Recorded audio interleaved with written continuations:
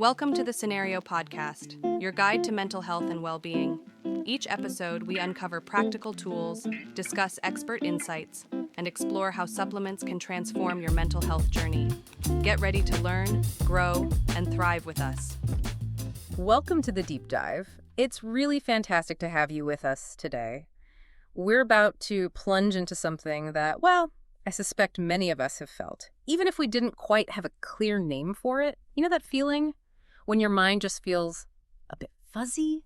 Like you're trying to think through a cloud, maybe, or your thoughts are just running on slow motion. Yeah, absolutely. Well, today, our mission is kind of to cut through that mental haze, which is ironic, really, given the topic often causes that lack of clarity itself. Right? We've gathered a stack of sources, articles, some research, expert insights, and we're going to pull out the most important nuggets of knowledge for you. The goal is really to give you a shortcut, to help you get well-informed and maybe demystify this incredibly common experience. So, okay, let's unpack this idea of brain fog. I think it's something almost everyone can relate to at some point. Absolutely. And what's truly fascinating, is how often this collection of symptoms, it isn't a formal diagnosis on its own, but it profoundly impacts people's daily lives. Our sources really dive into the mechanisms behind it. They help us understand not just what it feels like, but, why it's happening. And crucially, what tangible steps we can actually take to find that mental clarity again. Okay. So we'll look at the definition, the telltale signs, the potential causes, and then some practical strategies you can use right away. That sounds like exactly what we need. Let's start right at the beginning then. How do our sources actually define brain fog? What are the main components? Well, the material pretty consistently describes it not as a specific disease, but more like a set of symptoms. Okay. The most prominent ones. Things like difficulty concentrating, mental fatigue, and frequent forgetfulness. That pervasive feeling that your thinking is slow or, like you said, cloudy. And it really does impair your cognitive clarity and just your overall mental performance. One article had this great analogy. It said, imagine trying to think clearly, but your brain feels like it's wrapped in a thick fog. Oh, that analogy just clicks instantly, doesn't it? It's not just feeling sleepy. It's like your brain isn't quite firing on all cylinders. Exactly. And when you think about our world today, right? Yeah. So fast-paced, the constant demands, screen time, stress, often not enough sleep. It piles up. Yeah, it's really no surprise. So many of us experience this pretty regularly. Our sources point out it can hit anyone. Students cramming for exams, adults working long hours, even people recovering from an illness. It seems quite universal. It really is. And just to build on that, this fog isn't just, an inconvenience. It's more like our body and mind signaling that maybe something is a bit off. Even if it's not one single diagnosable illness, it's like a message saying, hey, pay attention. Maybe look a bit deeper at lifestyle or health. That makes perfect sense. So if that's what it is, what does it actually feel like? How can someone listening recognize these symptoms in their own life? I bet people are wondering, is this me? Yeah, it's an important question. The sources detail several key symptoms that, kind of together, really point towards brain fog. See if any of these sound familiar to you. First, difficulty focusing or paying attention. Your mind just drifts away easily. Always drifting. Then, short-term memory problems, like walking into a room and having absolutely no idea why you went in there. Guilty. Happens all the time. Right. Also, a persistent mental fatigue, even after what should have been a decent night's sleep. Yeah, that's a big one. Slowed thinking or Yeah. speech, too. Like, you're really struggling to find the right words in a conversation. Oh, yeah. That tip of the tongue feeling, but constantly. Exactly. Yeah. And maybe a general lack of motivation or finding it really tough to make even simple decisions. And just that overall feeling of being a bit off or maybe strangely disconnected from what's around you. Wow. It's kind of sobering how many of those signs resonate. It's clear these aren't just minor things. They can make everyday activities feel like a real uphill battle. Trying to do well at work or even just follow a conversation. Definitely impacts daily life. So if these are the symptoms, the big question, the one that really opens up our deep dive is, what exactly is behind all this? What's causing it? That's precisely the right question to ask. Yeah. And our sources show there isn't just one single cause. It's more like a complex interplay of different factors, usually categorized into, say, lifestyle choices and perhaps underlying health conditions. A puzzle. Kind of like a puzzle, yeah, with lots of different pieces. Okay, let's start putting those pieces together then. The whys. What's the first major culprit our sources flag up? Well, one of the most common and maybe most immediate causes is simply lack of sleep. Right, the obvious one. But it's more than just feeling tired. Our brains need that solid 7 to 9 hours of quality sleep. It's not just for rest. It's for crucial stuff like consolidating memories, clearing out metabolic waste, Yeah. basically brain housekeeping. Brain housekeeping. I like that. Yeah, and repairing neural pathways. When we don't get enough sleep, the brain's prefrontal cortex, that's the bit for decision-making, problem-solving. The executive function part. Exactly, it gets impaired. And that leads directly to that feeling of fatigue, forgetfulness, slowed processing. Makes total sense. A bad night's sleep definitely equals a foggy morning. But what about what we consume? Does diet play a role? Oh, absolutely. Diet is a huge factor. The brain is incredibly greedy for nutrients, right? It needs the right fuel to work well. It takes its premium fuel. Totally. Our sources point to poor diet and specific nutrient deficiencies as major contributors, like being low on vitamin B12, that's crucial for nerves and energy, or vitamin D, which has a role in brain function, also iron for oxygen transport, or those omega-3 fatty acids, vital for brain cell membranes. So specific things to look out for. Yes, and actually, Healthline, one of our sources, specifically mentions how certain food allergies or vitamin deficiencies, especially low vitamin B12, can directly cause foggy thinking. Not just general tiredness. Ah, okay. So it's not just about calories, but getting enough of those specific micronutrients. Good point. What's next on the list of triggers? Then there's stress and anxiety. This is a massive one, especially today. Tell me about it. When you're under constant stress, your body pumps out cortisol, the main stress hormone. Now, short bursts are fine, helpful even, but chronic high levels of cortisol. Our sources emphasize this doesn't just make you feel foggy. It can actually start to sort of remodel brain structures, particularly areas like the hippocampus, which is key for memory and learning. Wow, okay. That's serious. It's not just in your head then, it's physiological. Exactly. It can have a real physical impact on your brain's actual structure over time. That really changes how you think about stress. Are there other external things, like medications maybe? Yes, definitely. Our sources do point to certain medications being a potential culprit, often drugs that cause drowsiness or directly affect the nervous system. Makes sense. And DMC.org, one of the references specifically advises something important here. If you think a prescription might be causing your brain fog, you really need to talk to your doctor. Don't just stop taking it on your own. Maybe there are alternatives. That's really crucial advice. Always consult a professional. Okay, beyond meds, what about internal changes, stuff happening inside our bodies? Right. Hormonal changes are another significant factor to consider. Think about puberty, pregnancy, or menopause. These are times of pretty dramatic shifts in hormone levels. Big shifts. Yeah, and these shifts can really impact mood, energy levels, and critically, your ability to focus and maintain mental clarity. Hormones influence neurochemistry, so they directly affect cognitive function. So our own body chemistry plays a role. Okay, we've covered sleep, diet, stress, meds, hormones. What about more serious underlying stuff? Can brain fog be a sign of something bigger going on? This is a really critical point the sources bring up. If you're dealing with ongoing, persistent brain fog, it could potentially be linked to underlying medical conditions or chronic inflammation. Okay. Bangkok Hospital, for example, goes into this. They suggest inflammation in the brain cells can actually disrupt the communication between neurons. Like static on the line. Kind of, yeah. It essentially slows down thought processes. Yeah. And might impair neuroplasticity. That's the brain's ability to adapt and learn. And they give a pretty significant warning.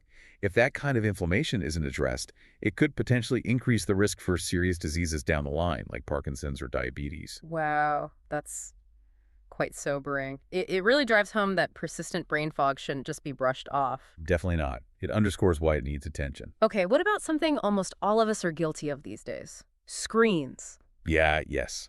Finally, the sources absolutely highlight excessive screen time. Knew it. Spending long stretches staring at screens, especially without taking breaks. It doesn't just tire your eyes, it puts a significant strain on your cognitive load. Cognitive load, yeah. A constant stream of information, plus the blue light from devices can mess with sleep patterns. It all leads to reduced focus and more mental fatigue. Our brains just aren't really built for that constant artificial stimulation. Wow. That is an incredibly comprehensive list of things that can cause this. Sleep, diet, stress, meds, hormones, inflammation, screens. It really makes you appreciate how interconnected mental clarity is with well, everything else, our physical health, our emotional state. It's a whole ecosystem. Exactly. It's not just one thing.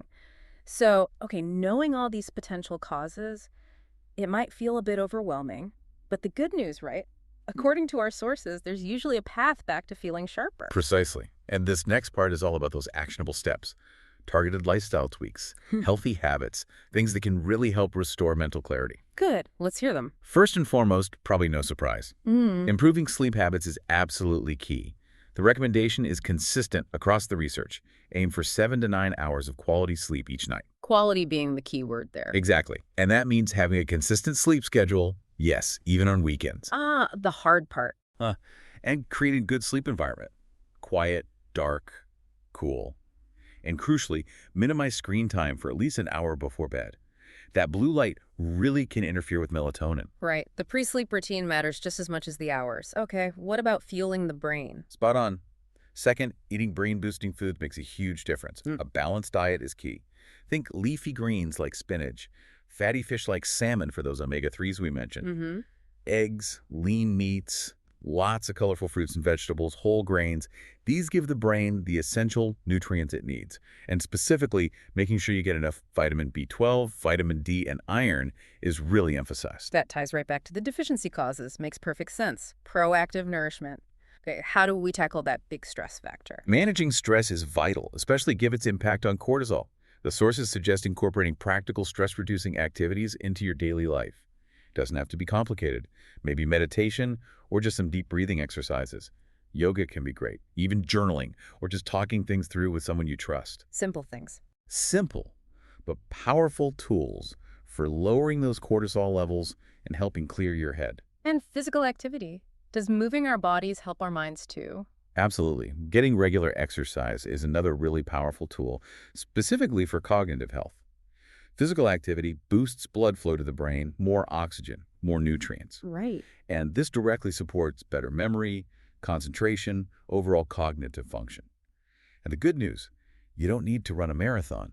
Even moderate exercise, like a brisk 20-minute walk each day, can make a real difference. That's incredibly doable advice. Love that. And given the screen time issue, what's a practical tip for that? Yeah, to combat the screen drain, taking screen breaks is essential. Our sources mentioned a really simple practical rule, the 20-20-20 rule. Oh, yeah, I've heard of this. Every 20 minutes you're looking at a screen, take a 20-second break and focus on something about 20 feet away. Simple. Super simple. It helps minimize eye strain, sure, but it also gives your brain a tiny pause from that constant cognitive load, helps fight off the mental fatigue. Such a small thing, but potentially a big impact. Okay, and finally, what if someone feels this fog is more than just temporary? What's the bottom line advice? And this is critical. See a doctor if needed. Seriously, if your brain fog hangs around for weeks, or if it's really impacting your ability to function day to day, Don't ignore it. exactly. It's really important to talk to a healthcare provider. They can run tests, check for underlying issues, thyroid problems, those nutrient deficiencies we talked about, maybe even long COVID symptoms. Right. Don't try to self-diagnose if it's persistent. Get a professional opinion. That is a powerful set of tools right there. Sleep, diet, stress management, exercise, screen breaks, and knowing when to get help.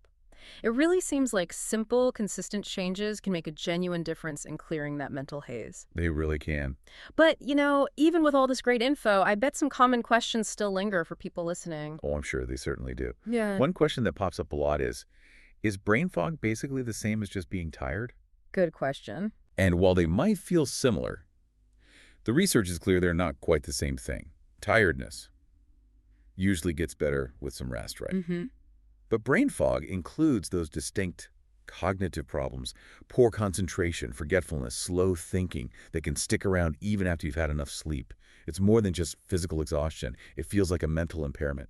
That's a really important distinction. Okay, what about age? Can, say, teenagers get brain fog? Oh, absolutely. Teenagers can definitely experience brain fog. Adolescents are actually quite susceptible. You've got a mix of factors. Often not enough sleep, huge academic stress. Social pressures? Social pressures, yeah. Tons of screen time usually. And those massive hormonal shifts during puberty. All of that can impact brain function. So it's definitely not just an adult problem. Okay, how long does this stuff typically last? Is there a usual time frame? Well, it really varies. Depends heavily on the cause. If it's tied to short-term things like a few nights of bad sleep or a really stressful week, It might clear up in a few days once you fix that underlying issue. Yeah. But if it's linked to something more ongoing, like long COVID, chronic inflammation, or a persistent nutrient deficiency, then it can definitely last much longer, sometimes weeks or even months. That variability is key to understand, which leads to maybe a more serious question. Can brain fog sometimes indicate a more serious condition? In some cases, yes, it can. Our sources are quite clear on this. Persistent ongoing brain fog can be a symptom of things like depression, chronic anxiety disorders, thyroid issues, autoimmune diseases, or even the neurological effects from viral infections. Okay. Which is why, again, if it just doesn't lift with lifestyle changes, getting that medical evaluation is so important. You need to rule out or address those potential underlying issues. So it's definitely not always benign. Got it. What about telling the difference between brain fog and just plain old stress? They feel kind of similar sometimes. That's a great question because they do often overlap. While both stress and brain fog can mess with your mental clarity, the key difference often comes down to persistence. Stress usually eases up once the stressful thing is over. Right. Hopefully. Yeah. Brain fog, though, tends to be more stubborn. It often lingers. You feel mentally sluggish even when the immediate stressors are gone. It's just a more pervasive, ongoing feeling of cognitive dullness. That makes sense. It's the sticking around part. Wow. What really strikes me here is how deeply intertwined our mental and physical states truly are. Absolutely. And also how much influence we actually have over them. It's not just one magic bullet. It's this whole holistic picture constantly shifting. So what does all this mean for you listening right now? Our deep dive today has really shown us that brain fog is incredibly common. It's not a disease itself, but it's a real challenge to how well we think and function. It can come from so many places, lifestyle choices like sleep, stress, screens, or deeper things like health conditions or nutrient levels. Right. But the really good news, as our sources highlight again and again, is that it's often manageable. Your path to a clearer mind really starts with understanding these connections and then taking informed action, using those holistic approaches we talked about. Exactly. The consistent message from all the material is that while brain fog can definitely make life harder hitting your work, your studies, relationships, even just enjoying things day to day, it is often manageable. And that insight, that's incredibly empowering, I think. Totally. It's about learning to really tune in, listen to our bodies and minds, understand the signals they're sending, and then making informed choices for better, sustained cognitive well-being. Even those small, consistent changes can lead to really significant improvements in mental clarity. Beautifully put. And that leads us perfectly to our final thought for you to ponder today. Considering that persistent brain fog can sometimes be a signal, maybe like an alarm bell, for deeper underlying health issues. What might your own fog, if you experience it, be trying to tell you about your overall health and habits? Something to think about. We encourage you to take this knowledge and continue your own exploration of personal well-being. Until next time, stay curious and keep diving deep. Thanks for tuning in to the Scenario Podcast. Don't forget to visit scenario.com for more expert tips, articles, and supplements designed to support your mental health. If you enjoyed this episode, remember to subscribe and share it with a friend. Until next time, take care of yourself.